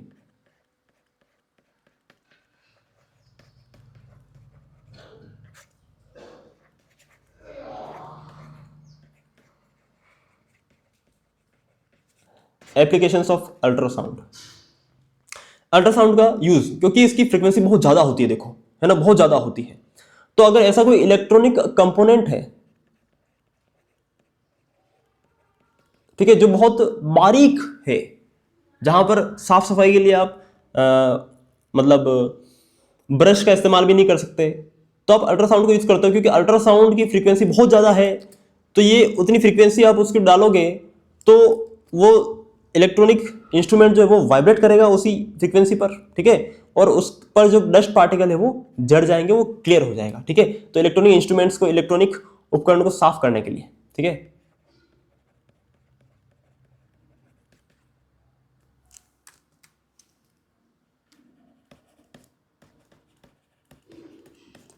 ओके, ऐसी मशीनें है ना, अगर जिनको आप साफ करनी है तो वहां भी आप इसका यूज कर सकते हो। सेम कंसेप्ट है कि डस्ट पार्टिकल्स वाइब्रेट होंगे और गिर जाएंगे नीचे, ठीक है। Okay, yes. इंपॉर्टेंट चीज दूसरी कि जो क्रैक्स होते हैं, क्रैक्स इन मेटल्स, है ना, जैसे कोई मेटल का ब्रिज बनाया आपने, है ना, आपको चेक करना है ब्रिज बनने के बाद कि कहीं पर कोई क्रैक तो नहीं रह गया। तो आप यहां से अल्ट्रासाउंड की फ्रीक्वेंसी ट्रांसफर करते हो उसमें, जहां पर क्रैक होगा ना वहां से वो वापस से रिपीट होके आ जाती है, ठीक है। तो आपको पता चल जाएगा कि कितने सेकंड में वो रिपीट होके आई, उसकी स्पीड कितनी है, उससे आप निकाल लोगे कि डिस्टेंस निकाल लोगे, तो आपको पता चल जाएगा कि आपके सोर्स से कितनी डिस्टेंस पर क्रैक है। आ गया समझ में? सिंपल सी बात है। तो फिर वहां उस डिस्टेंस पे आप जाओगे और क्रैक को ठीक कर दोगे, है ना, इस तरीके से। तो आपका ब्रिज सेफ रहेगा। तो क्रैक्स इन मेटल्स या फिर बिल्डिंग्स,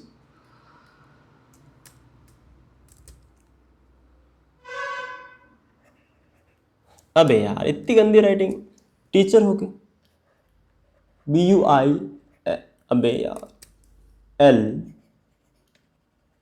बिल्डिंग्स में क्रैक ढूंढने के लिए।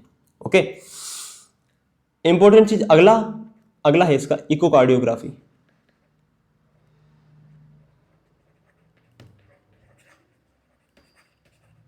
इकोकार्डियोग्राफी क्या होती है? आपकी हार्ट बीट की जो है ना, उसको डिटेक्ट करने के लिए, मुझे डिटेल में तो नहीं पता ये चीज़, बट है ना वहाँ पे यूज़ होती है। तो आपके हार्ट को चेक करने के लिए, ठीक है। उसके बाद होती है अल्ट्रासाउंड वेव्स का यूज़, जो भी आपके टिश्यूज होते हैं, ठीक है, जैसे आपका किडनी हो गया, लिवर हो गया, है ना, उनमें कोई अगर खराबी है उसको डिटेक्ट करने के लिए, है ना। जैसे आपने अल्ट्रासाउंड छोड़ा उनके अंदर, टिश्यू के अंदर, जहां भी टिश्यू डेंसिटी चेंज होगी वहां से वो वापस से रिफ्लेक्ट हो जाएगा, ठीक है। तो पता चल जाएगा कि यहाँ पर इसमें कोई खराबी है। आ गया समझ में? तो ये था आपका साउंड वाला पूरा चैप्टर। मैंने बिल्कुल बेसिक से लगे बिल्कुल अच्छे तरीके से आपको एक्सप्लेन किया हर एक चीज़, ठीक है। अगर कोई व्यक्ति कि जिसने कुछ भी नहीं पढ़ा होना, वो भी सारे क्वेश्चंस जो मैं बताऊंगा आगे, ये सारे PYQs आराम से आप लगा लोगे, ठीक है। तो चलो शुरू करते हैं फिर, देरी किस बात की। चलो तो बताओ, पहला question, CDS 2 2023, in which of the following media the speed of sound is maximum. तो भैया ग्लास भी सॉलिड होता है, स्टेनलेस स्टील भी सॉलिड होता है ना। अब दोनों में डेंसिटी किसकी ज़्यादा होती है? डेंसिटी किसकी ज़्यादा होती है? इसकी, ठीक है। बाकी इन दोनों का तो काम ही नहीं है, ठीक है। तो क्या हो जाएगा? स्टेनलेस स्टील, ठीक है, सबसे ज़्यादा, फिर ग्लास, फिर वाटर, फिर ऑक्सीजन। Okay, yes. अगर ऐसे पूछ लेता तो ऐसे लगा देते, ठीक है। आगे चलो, in which one among the following mediums would the speed of sound be maximum. CDS 2 2024, बताओ सबसे ज़्यादा किसमें होगी? डेंसिटी किसकी ज़्यादा है वो देखो आप। मेथनॉल क्या है? अल्कोहल है, ओके। डिस्टिल्ड वाटर, सी वाटर, सी वाटर में नमक होता है, पता है आपको। ड्रिंकिंग वाटर में भी क्या बोलते हैं, कुछ सॉल्ट्स होते हैं, ओके। तो डिस्टिल्ड वाटर में सॉल्ट्स की मात्रा बहुत कम होगी, न के बराबर होगी लगभग। तो डिस्टिल्ड वाटर में आपका साउंड की जो डेंसिटी है, साउंड की जो स्पीड है, क्या पूछा इन्होंने पूछा मैक्सिमम पूछा है यार।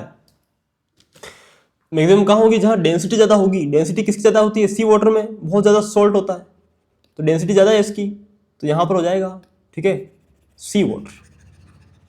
क्या हो जाएगा आंसर आपका? सी वाटर। ओके, आगे चलते हैं। अच्छा, आगे क्या चलते हैं? पीछे मैंने इंडिया वाले छोड़ दिए, कुछ इंडिया वाला देखते हैं। इंडिया वाले क्वेश्चन देखो, विच one of the following statement is true for sound waves propagating in air. Sound wave जो एयर के अंदर ट्रेवल कर रही हैं, उनके बारे में कौन सी चीज ट्रू है? Sound is an electromagnetic wave, नहीं, ठीक है, साउंड को तो मीडियम चाहिए होता है ना, it is a mechanical wave, ठीक है, it is not an electromagnetic wave. Electromagnetic क्या वेव्स क्या होती हैं? Gamma rays, X rays, UV rays, ठीक है, इंफ्रारेड रेज, रेडियो वेव्स वगैरह वगैरह। Sound is a mechanical wave, yes, and longitudinal wave, yes, transverse wave नहीं है, ठीक है, यस।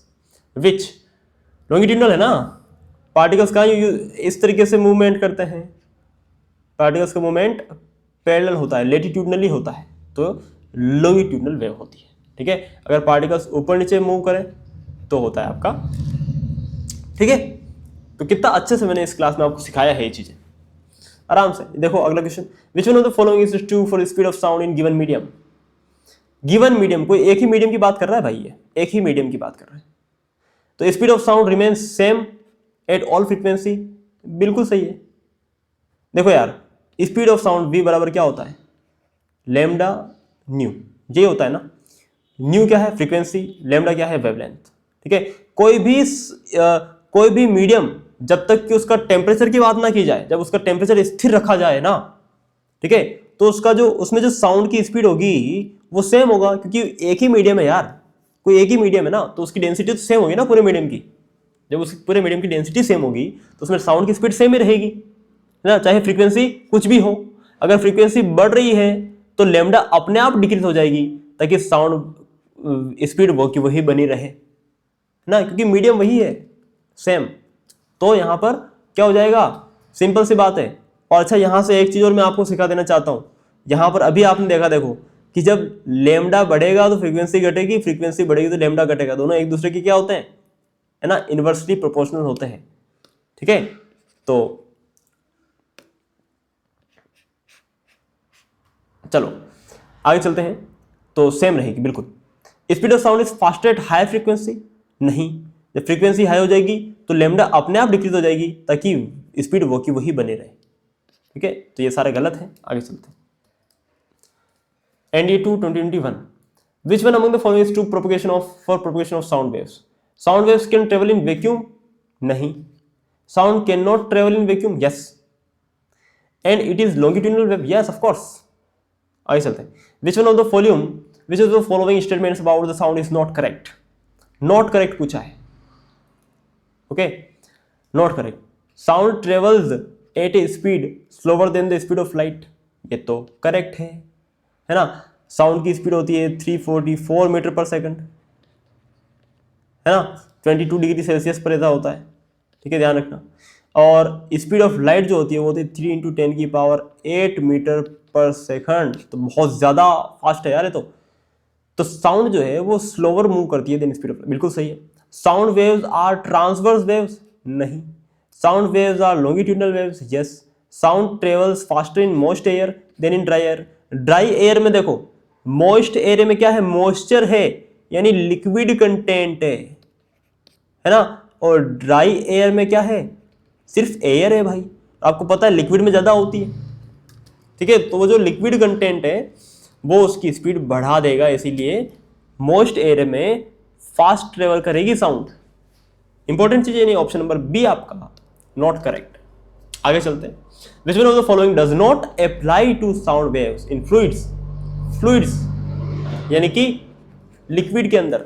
अब फ्लूइड्स में तो दोनों ही चीजें आ जाती है, लिक्विड भी आ जाती है, गैस भी आ जाती है, यानी मैंने आपको पिछले चैप्टर में पढ़ाया था, है ना, प्रेशर इन फ्लूइड्स में मैंने बताया था आपको। Which one of the following does not apply? कि दे ट्रांसपोर्ट एनर्जी, क्या साउंड वेव एनर्जी को ट्रांसपोर्ट करती है? बिल्कुल करती है भाई। They need a medium to travel, बिल्कुल सही है। दे आर ट्रांसवर्स, गलत है। They travel fast in liquids than gases, बिल्कुल सही है। सॉलिड में सबसे ज़्यादा, फिर लिक्विड में, फिर गैसेस में। कितना सिंपल सिंपल क्वेश्चन है यार, कितने सिंपल सिंपल क्वेश्चन है, ठीक है। और पेपर भी ज्यादा पुराना नहीं है, देखो। हाँ, चलो आगे चलते। The sound created in a big hole, बड़े होल में क्रिएट किया गया साउंड, वो परसिस्ट करता है, रहता है बहुत देर तक। क्यों रहता है? रिपीटेड रिफ्लेक्शन की वजह से। And this phenomena is known as, बताओ भैया, डिस्पर्जन, रिफ्रैक्शन और डिफ्रेक्शन। ये तो लाइट की फिनोमेना है, साउंड का तो फिनोमेना ही एक दिया इन्होंने, reverberation. Reverberation is a phenomena, ये लो बता दो भाई। रिफ्रैक्शन ऑफ साउंड, लाइट थोड़ी है जो रिफ्रैक्शन होगा। रिफ्रैक्शन तो वहां होता है जब लाइट एक मीडियम से दूसरे मीडियम में ट्रेवल करती है ना, जब हाई डेंसिटी वाले मीडियम से लो डेंसिटी वाले मीडियम में जाती है, ठीक है। हाई डेंसिटी वाले यानी ग्लास से, और लो डेंसिटी यानी एयर में, ग्लास से एयर में जाएगी तो नॉर्मल से दूर मुड़ेगी, जब एयर से ग्लास में जाएगी तो नॉर्मल के पास मुड़ेगी। सिखाया था ना पहले चैप्टर के अंदर, ठीक है। भूल तो नहीं गए भाई साहब? भूल मत जाओ यार, ऐसे काम मत करो, ठीक है। चलो आगे चलते हैं। रिफ्लेक्शन, रिफ्लेक्शन नहीं होगा, refraction, multiple reflection, single reflection नहीं यार, बार बार सुनाई देती है, गूंज होती है, ठीक है। Which one of the following can not be the unit of frequency की यूनिट नहीं हो सकती। Frequency mu is equal to 1 upon time, ठीक है। Frequency nu is equal to 1 upon time, nu कहते हैं इसे, nu frequency nu is equal to 1 upon time. 1 upon time यानी second inverse, minute inverse, hertz, बिल्कुल सही है, तीनों ही हैं। डेसिबल जो है वो नहीं हो सकती। डेसिबल किसकी होती है? एम्पलीट्यूड की होती है, सॉरी, लाउडनेस की यूनिट होती है डेसिबल, ठीक है। इंटेंसिटी की क्या होती है? इंटेंसिटी की यूनिट बताओ मेरे को, क्या होती है? पर यूनिट एरिया से गुजरने वाली एनर्जी ही इंटेंसिटी है। तो energy watt upon metre square, है ना, यूनिट एरिया। उसके बाद बताओ मुझको एम्पलीट्यूड की क्या यूनिट है? एम्पलीट्यूड की क्या लेंथ में होता है क्या एम्पलीट्यूड? नहीं ना, जो डेंसिटी की होगी, डेंसिटी की बताया था ना क्लास में, डेंसिटी की, जब मैंने अभी आपको चैप्टर पढ़ाया, अभी बताया मैंने, डेंसिटी की जो यूनिट होती है वही एम्पलीट्यूड की हो जाती है। क्यों होती है वो भी सिखाया मैंने आपको। तो डेंसिटी की क्या होती है? मास अपॉन आयतन, है ना, वॉल्यूम। सो ये हो जाएगा एम्पलीट्यूड का यूनिट। आगे चलते हैं। The property of sound waves that determine the pitch of sound. Pitch यानी कोई साउंड कितना तीखा है या कितना भारी है, ठीक है। तीखा साउंड होगा ना, तो उसकी फ्रीक्वेंसी जो है, एक सेकेंड, उसकी जो फ्रीक्वेंसी जो है ना, अरे यार, उसकी जो फ्रीक्वेंसी जो है वो हाई होती है, और जो भारी साउंड होता है उसकी फ्रीक्वेंसी लो होती है। Okay, so this is frequency. Okay जी, आया समझ में? आगे चलो। The pitch of sound wave depends upon, pitch of sound wave होगा वही क्वेश्चन भाई, है ना। CDS first 2020, CDS 2 2022। चलो आगे चलते हैं। Sonic boom is produced when a source of sound travels at a speed of. Sonic boom क्या होता है? देखो, जब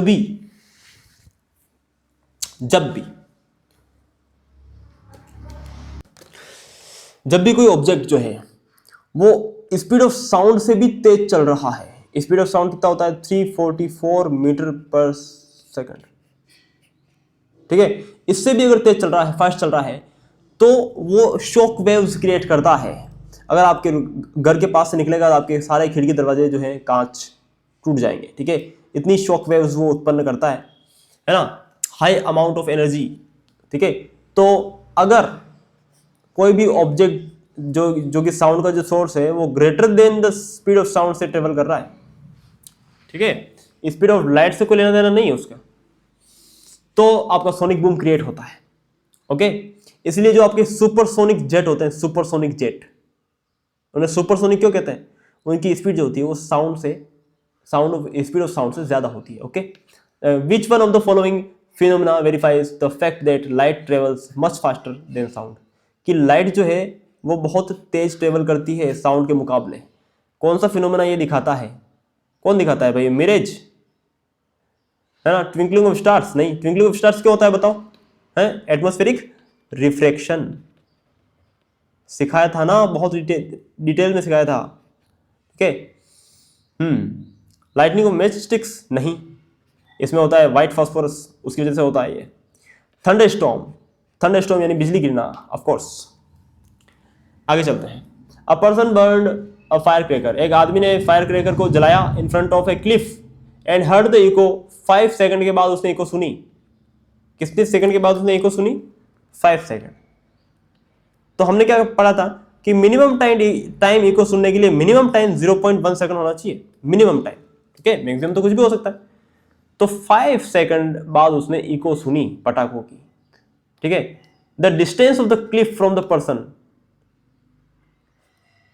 इफ द, अच्छा डिस्टेंस आपको निकालनी है, इज क्लोज टू, ओके, वो कितनी होगी, लगभग कितनी होगी। Speed of light, speed of sound आपको दिया है 340 मीटर पर सेकंड। ठीक है, जैसे 344 होता है लेकिन उन्होंने 340 दिया है, कोई बात नहीं। हमें निकालना है डिस्टेंस, डिस्टेंस बराबर क्या हो जाएगा, और डिस्टेंस किससे पूछ रहा है ये, distance of Cliff from the person, यानी जो डिस्टेंस आएगी ना वो तो साउंड के वापस जाकर आ जाने की है, तो हमें उसका आधा करना पड़ेगा, ये ध्यान रखना आप। ठीक है, तो इसको सोल्व करते हैं। तो 5 इंटू 340, ठीक है, स्पीड इंटू टाइम, तो कितना हो जाएगा 5 3 जा, एक काम करो ना, इसको 2 से डिवाइड कर दो, फिर मल्टीप्लाई कर दो, क्योंकि हमें 2 से तो डिवाइड करना ही है, वैसे बाद में हमें 2 से तो डिवाइड करना ही है ना, तो इसको डिवाइड कर देते हैं। 2 1 जा 2, 2 7 14, 0 170, 500, ठीक है, और 5 7 35, 0 35, 3 बजा 5 1 5 और 3 8, 850। ठीक है, दिस आ गया समझ में। मैंने यहाँ पर डिवाइड क्यों किया इसको, क्योंकि हमें टोटल डिस्टेंस निकाल के वापस डिवाइड तो करना ही है, क्योंकि हमें ऑब्जेक्ट यानी पर्सन और क्लिफ के बीच की चाहिए।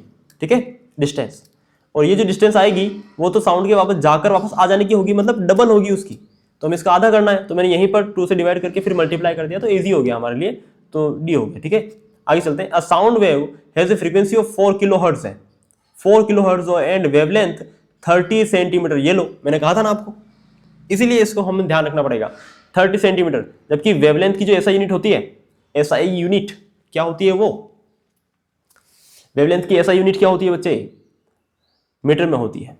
ठीक है, तो हमें 30 सेंटीमीटर को मीटर में चेंज करना पड़ेगा, और ये क्या हो जाएगा, देखो 30 सेंटीमीटर को जब मीटर में चेंज करेंगे तो यानी 100 का डिवाइड करेंगे, 100 का डिवाइड करेंगे या 1000 का करेंगे, 100 का करेंगे ना, तो 0.30 हो जाएगा, 0.3 metre.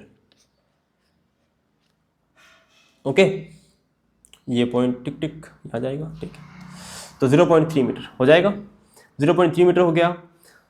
How long it will take to travel 2.4 kilometre, तो इसे 2.4 किलोमीटर जाना है, हमें निकालना है टाइम।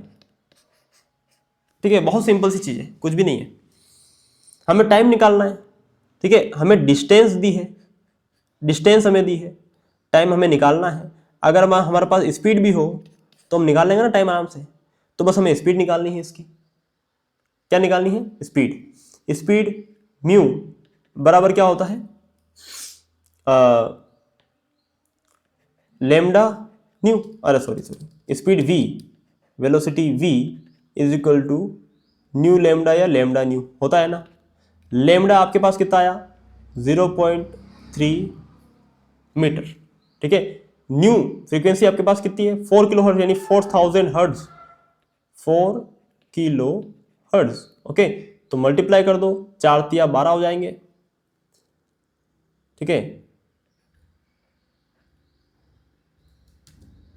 इसको 4 किलो हर्ट्ज को ऐसे ही लिख दो, ठीक है, ऐसे, तो क्या हो जाएगा, 1 0 मल्टीप्लाई होगा तो पॉइंट एक कदम आगे आ जाएगा, यानी फिर 2 0 ही बचे, तो 4 तिया 12, तो 1200 मीटर पर सेकंड। ठीक है, ये इसकी आ गई वेलोसिटी। अब स्पीड आ गई, वेलोसिटी आ गई, इससे आप आराम से निकाल लोगे टाइम।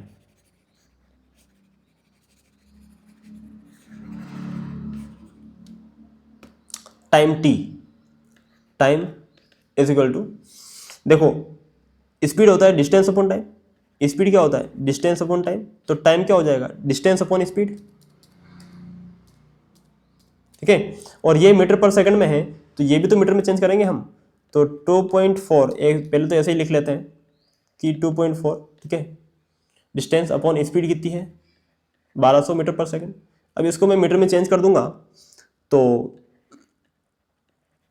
किलोमीटर में 1000 मीटर होते हैं, तो 1000 से मल्टीप्लाई हो जाएगा, एक पॉइंट आगे आएगा।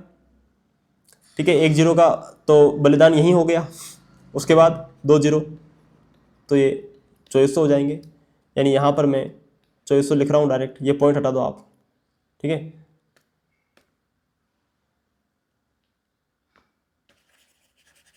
तो आंसर आ गया आपके पास क्या नहीं आया? आंसर मिल गया ना। ठीक है, 12 दूनी 24, 2 सेकेंड्स। आगे चलते हैं। The distance between two successive crests और troughs of sea waves is called what? Of course यार, wavelength.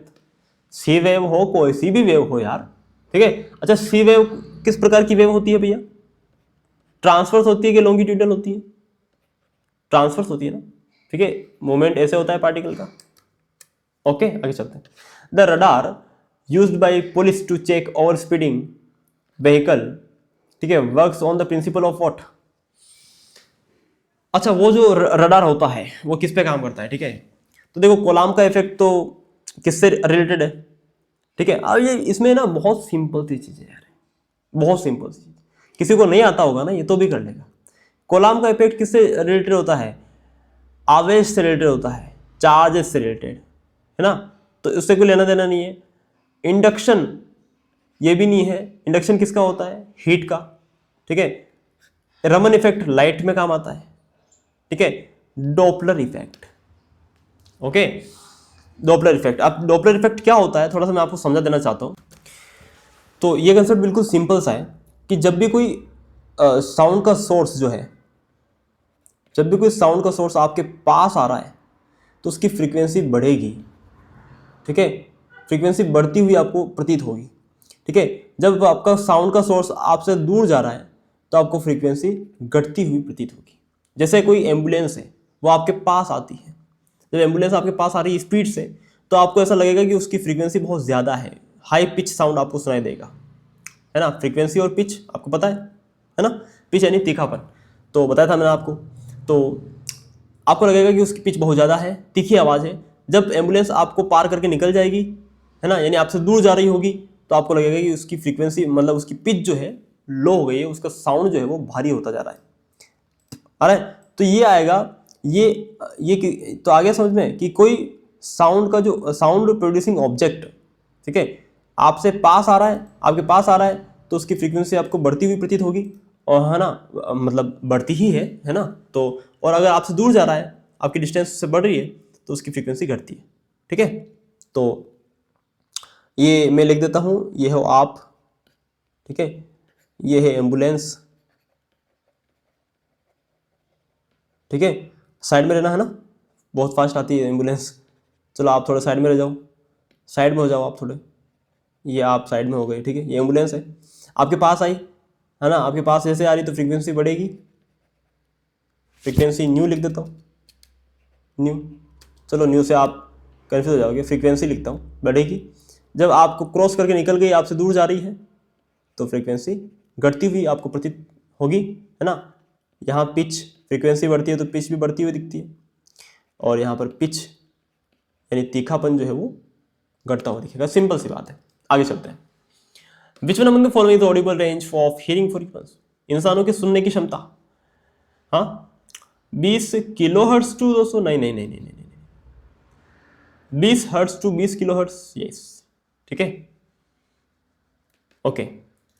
A sound wave of, अच्छा इससे कम की साउंड को वेव को क्या बोलेंगे? इससे कम फ्रीक्वेंसी वाले को इंफ्रासोनिक, ज्यादा फ्रीक्वेंसी वाले को अल्ट्रासोनिक। ठीक है, a sound wave of frequency has a wavelength of in a given medium, how long will it take to travel distance of through medium? कितना सिंपल है, हो जाएगा ना आपसे ये। तो ये आपके लिए होमवर्क है। ठीक है, ऐसा सेम क्वेश्चन मैं आगे बता चुका हूँ सीडीएस वाले में, सीडीएस वाले में बताया था ना मैंने, ये देखो यहाँ बताया था। तो सेम वैसा ही क्वेश्चन है, कुछ भी नहीं है इसमें, ये आप करोगे ना। चलो आगे चलते हैं। CDS first 2023, consider the following statement about the microphone and the speaker of the mobile phone. The microphone converts sound to a mechanical sound signal. Mechanical signal का क्या मतलब है यार? साउंड मैकेनिकल ही तो है यार, ठीक है, साउंड खुद मैकेनिकल है भाई, कन्वर्ट क्यों करना है उसको? हाँ, बकवास ऑप्शन है। The microphone convert sound to an electrical signal, of course यार, तभी तो मोबाइल उसको समझ पाएगा। ठीक है, the speaker converts mechanical signal to sound, नहीं नहीं यार, इलेक्ट्रिकल सिग्नल टू साउंड। तो क्या हो जाएगा? ऑप्शन नंबर, आप देख पा रहे हो, आपकी आंखों में आपको दिखाई दे रहा है कि ये वाला गलत है और ये वाला सही है। इलेक्ट्रिक सिग्नल साउंड में प्रोड्यूस होगा बिल्कुल। Microphone convert sound electric signal, ये सही है। 2 और 4 वाला ऑप्शन देखो, ये रहा ऑप्शन नंबर डी, आपको दिख रहा है। ठीक है, सही। NDA 2 2020 का question, which one of the following statement, अच्छा ये तो ऑप्शन नंबर ए है, ठीक है, ये वाला, which of the following is not correct regarding the travel of the sound wave. अबे यार, ये तो बहुत बच्चों वाला क्वेश्चन है। ठीक है, कोई दिक्कत ही नहीं है, ये भी आपका होमवर्क है। NDA 2, the flash of lightning is seen before the thunderstorm is heard, it verifies that. अरे यार, ऐसा भी एक क्वेश्चन मैंने पहले करवा दिया। ठीक है, देखो भाई, सेम टाइप के प्रश्न आ रहे हैं, हो जाएगा। चलो करो आगे से फटाफट। A sound waves having frequency of इतनी is travelling in unknown medium, medium नहीं पता, ठीक है। इट्स वेवलेंथ जो है साउंड वेव की, वो भी नहीं पता, वेवलेंथ भी नहीं पता, मीडियम भी नहीं पता। It travels distance equal to 150 times its wavelength, यानी कि वेवलेंथ का जो 150 टाइम का डिस्टेंस है, यानी डिस्टेंस बराबर जो है वो 150 टाइम्स ऑफ वेवलेंथ जो है ना, ये ट्रेवल करती है टाइम बराबर टी में। द वैल्यू ऑफ टी आपको निकालनी है। क्या क्वेश्चन है भाई, मजा आ गया। तो देखो, हमें डिस्टेंस दी है 150/λ, हमें फ्रीक्वेंसी दी है 300 हर्ट्ज। ठीक है, ओके। तो देखो, हमें पता है स्पीड बराबर क्या होता है, न्यू लैम्डा होता है, और न्यू कितना है, 300। ठीक है, तो स्पीड हमारी क्या आ गई, 300 लैम्डा आ गई। ठीक है, और डिस्टेंस हमारी कितनी दी है हमें, 150 लैम्डा। हमें क्या निकालना है, टाइम। और आपको पता है टाइम बराबर क्या होता है, डिस्टेंस अपॉन स्पीड, है ना। सिंपल सी बात है ना, निकाल लोगे क्या, बताओ, निकाल लोगे ना, नहीं निकाल पाओगे? क्या बात करते हो यार, ऐसी बात कैसे कर दी तुम? चलो है, बहुत ही सिंपल है। तो यहाँ पर हमें निकालना है time, time is equal to distance upon speed, बराबर क्या हो जाएगा, लैम्डा से लैम्डा कैंसिल, 150 से 300 कैंसिल, 1/2, यानी कि 0.5 सेकेंड्स। आगे चलते हैं, लास्ट क्वेश्चन, इस क्लास का लास्ट क्वेश्चन। तो देखो, बहुत सिंपल सा कंसेप्ट है यार। आपको पता है कि लाइट जो होती है वो तो एग्जैक्टली उसी टाइम पे आ जाती है ना, तो ये तो 0 सेकंड का टाइम लगेगा आने में आपके पास। यानी जो टाइम का गैप दिया है ना, वो साउंड का के लिए है कि साउंड इतना टाइम लेगी। ठीक है, सिंपल सी बात है। तो साउंड इतना टाइम लेगी, हमें निकालना है डिस्टेंस। डिस्टेंस बराबर क्या होता है, स्पीड इनटू टाइम। क्या हो जाएगा, ये 33 है ना, तो 33 तो हो जाएगा, 3300। चलो ठीक है, लिख दूं क्या, लिखवा लो यार, कोई दिक्कत नहीं, स्टाम्प पे लिख देता हूं, 3300 metre, this is the distance. ठीक है, ये तो हमें ऐसे ही दिया है घुमाने के लिए। सो कैसा लगा साउंड वाला चैप्टर आपको? साउंड वाला चैप्टर अच्छा लगा है क्या? ठीक है, अच्छा लगा है। तो आगे हम पढ़ लेते हैं, एनर्जी पढ़ लें, वर्क एंड एनर्जी पढ़ लें, बहुत प्यारा प्यारा चैप्टर है ना, उससे न्यूमेरिकल्स आते हैं। तो हम पढ़ लेते हैं वर्क एंड एनर्जी। चलो शुरू करते हैं।